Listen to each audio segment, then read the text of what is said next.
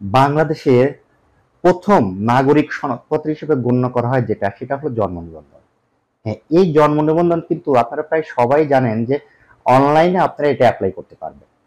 নিজে বা আপনি যে কোনো দোকানে বা পিসি কম্পিউটার ব্যবহার করে বা আপনার হাতে যে স্মার্টফোনটি আছে সেটি ব্যবহার করে এটির অ্যাপ্লিকেশন করতে পারবেন। তো চলুন আমরা দেখে নিই যে কিভাবে অনলাইনে এই যে জন্ম নিবন্ধন এটা আবেদন করা যায়।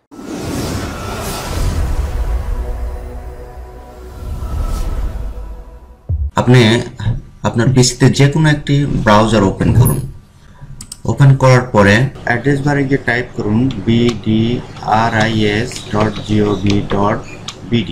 এখন এখানে মেনু বারে দেখুন জন্ম নিবন্ধন একটি মেনু আছে। এখান থেকে আপনি দেখুন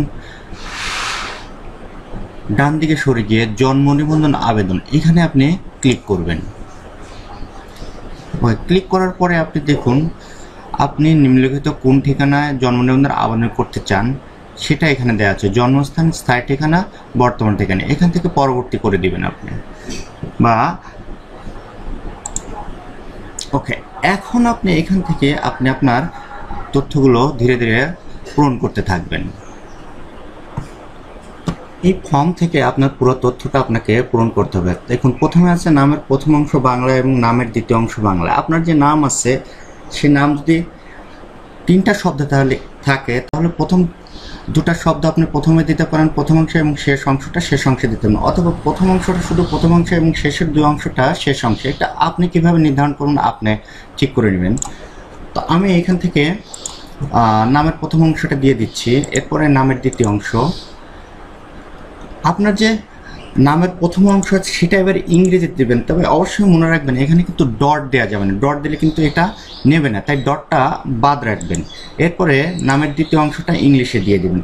এটা নামের বাংলায় প্রথম যেভাবে লিখছেন সেভাবে কিন্তু হুবহু আপনাকে লিখতে হবে। এরপরে আপনার জন্ম তারিখটা দিতে হবে। এখান থেকে আপনার যে জন্ম তারিখটা আছে সেই জন্ম তারিখটা এখান থেকে আপনি দিয়ে দিবেন।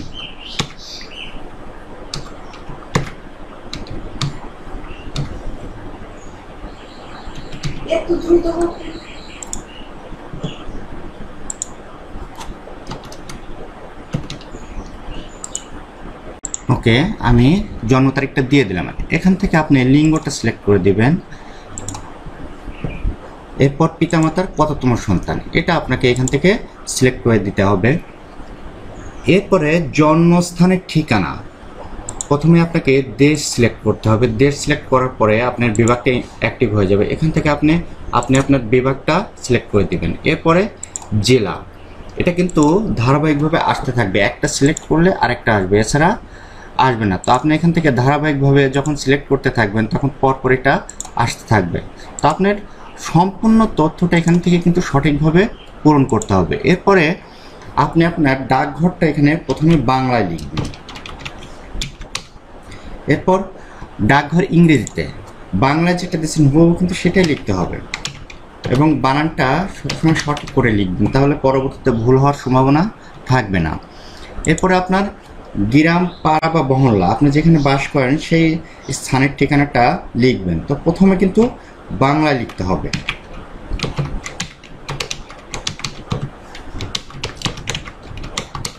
এরপরে এই ঠিকানাটাই হুবহু ইংলিশে লিখতে হবে আপনাকে আবার।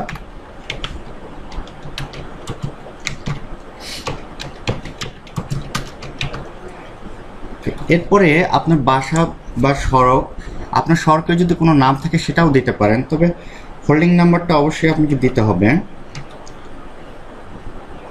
এরপরে আপনি ইংলিশে এটা আবার দিয়ে দেবেন।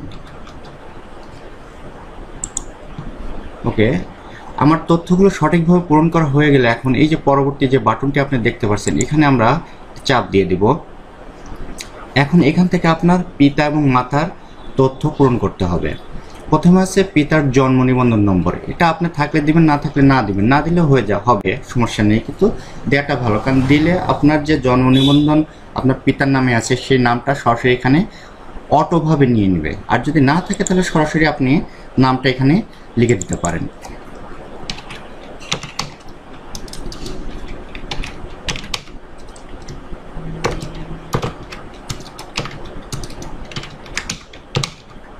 ওকে, পিতার নাম দিলাম। এবার পিতার নাম কিন্তু হুবহু আবার ইংলিশে লিখতে হবে, তবে ডটটা কিন্তু আবারও বলছি অমিট রাখতে হবে আপনাকে।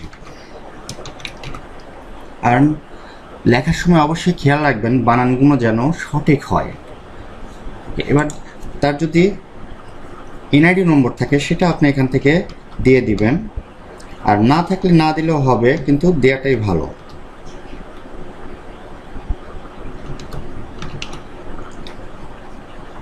এরপরে পিতার জাতীয়তা এখান থেকে সেট করে দিবেন। এরপর আপনি মাতার তথ্যগুলো লিখবেন। জন্ম নিবন্ধন যদি থাকে তাহলে অবশ্যই দিবেন, আর না থাকলে না দিবেন। তো মাতার নামটা কিন্তু সঠিক বানানে আপনাকে লিখতে হবে, প্রথমে বাংলায়, এরপরে আবার ইংলিশে। তবে এক্ষেত্রে কিন্তু আপনাকে ডটটা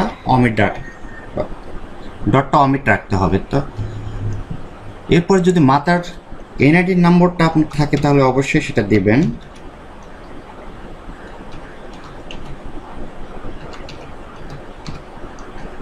দেওয়ার পরে মাতার জাতীয়তাও সিলেক্ট করে দিবেন। দেওয়া শেষ হয়ে গেলে আপনি পরবর্তী ধাপে চলে যাবেন। এখানে পরবর্তী যে বাটনটি আছে এখানে ক্লিক করে পরবর্তী বাটনে চলে যাবেন।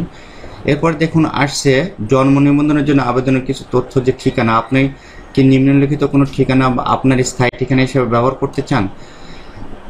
এটা আপনি কোনোটি নয় সিলেক্ট করে দিলে আপনার পুরো ঠিকানাটা এখানে দিয়ে দিবে। আর যদি একই হয় তাহলে এক্ষেত্রে আপনি জাস্ট এই যে উপরে যে টিক মার্ক বাটনটি দেখতে পাচ্ছেন এখানে জাস্ট টিক দিয়ে দিলে আপনি যে ঠিকানাটা দিয়ে আবেদন করছেন সেটা চলে আসবে। আর দ্বিতীয় ধাপটা তো সেই একই কাজ, আপনার একই ঠিকানা হলে, স্থায়ী ঠিকানা বর্তমান একই হলে এটাও সেই টিক মার্ক দিয়ে দিবেন। দিয়ে দেওয়ার পরে আপনার সমস্ত ঠিকানাটা এখানে অটোভাবে নিয়ে নেবে। এরপর পরবর্তী ধাপে আপনি এখান থেকে চলে যাবেন। যাওয়ার পরে এখানে দেখুন আবেদনাধীন ব্যক্তির সহিত সম্পর্ক, পিতা মাতা, নিজ পিতা মাতা মহ। এখানে আপনি কি সম্পর্ক, এটা যে আবেদন করছেন তার ঠিকানা এখানে আপনি দিয়ে দিবেন। দেখুন পিতার সিলেক্ট করলে পিতার যে নামটা আমরা পূরণ করেছি আবেদনের সময় সেটা চলে আসবে। এখানে তার মোবাইল নাম্বারটা কিন্তু অবশ্যই ম্যান্ডেটরি দিতেই হবে আপনাকে, অন্য কোনো সুযোগ নেই। মোবাইল নাম্বার দেওয়া হয়ে গেলে সংযোজন বাটন থেকে ক্লিক করে আপনি যে তথ্য সংযোজন করতে চাচ্ছেন সেটা এখান থেকে আপলোড করে দেবেন। আপলোড করে দেওয়ার পরে পরবর্তী ধাপে ওকে আপলোড হয়ে গেছে। আপলোড হয়ে যাওয়ার পরে পরবর্তী ধাপে আপনি জাস্ট ক্লিক করে দিবেন। ইন্টারনাল সার্ভার ইররের কারণে দেখুন সমস্যাটা করছে। তো এখান থেকে আপনি পরবর্তী ধাপে ক্লিক করলেই আপনার সমস্ত তথ্যগুলো দেখিয়ে দেবে এবং আপনার আবেদন সাবমিট হয়ে যাবে। সেভাবে আপনি কাজটি করে নেবেন।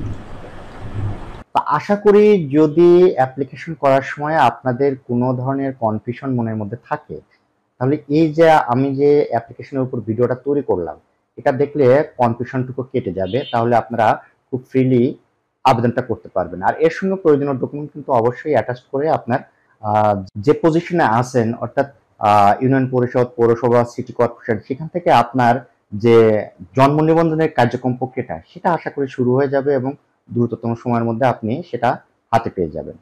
তো ভিডিওটি ভালো লাগলে অবশ্যই লাইক দিবেন এবং শেয়ার করবেন। আর ভিডিওর কমেন্টস বক্সে আপনাদের ভিডিও সম্পর্কে মতামত আশা করছি। আর আরেকটি কথা বলি, আপনারা আমার চ্যানেলে যারা নতুন এসেছেন অবশ্যই আমার চ্যানেলটিকে সাবস্ক্রাইব করে রাখবেন এবং সঙ্গে সঙ্গে বেল বাটনটি অন করে দিবেন। আর যারা আমাকে ফেসবুক থেকে দেখেন তারা অবশ্যই আমার ফেসবুক পেজটি ফলো করে রাখবেন, তাহলে আমি পরবর্তীতে যে কোনো ভিডিও আপলোড করলে আপনারা সঙ্গে সঙ্গে তার নোটিফিকেশন পাবেন। আর সেটা যদি আপনাদের জন্য অর্থ বহন করে বা গুরুত্ব বহন করে তাহলে আপনারা সেটা দেখেও নিতে পারবেন। কথা হবে পরবর্তী ভিডিওতে, সে পর্যন্ত সবাই ভালো থাকবেন।